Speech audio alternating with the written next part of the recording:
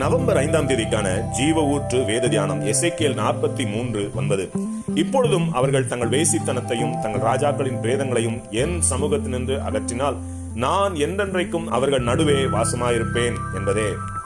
கர்த்தர் தம்முடைய ஜனத்தின் மத்தியில் வாசம் செய்ய எப்போதும் விரும்புவார். ஆனால் அவர் மகா பரிசுத்த தேவன்.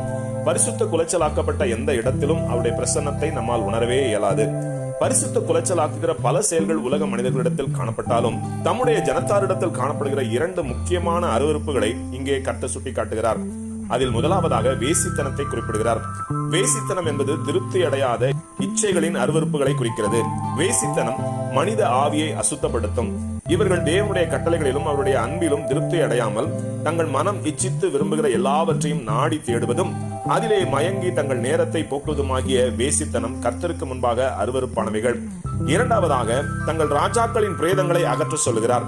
இது எப்படிப்பட்டதென்றால், ரட்சிக்கப்படாமல் ஆவியில் மரித்த பிரேதங்களாகவும் உலகில் பெருமைக்குரியவர்களாகவும் வாழ்ந்து மறைந்த தங்கள் மூதாதையர்களை குறிக்கிறது.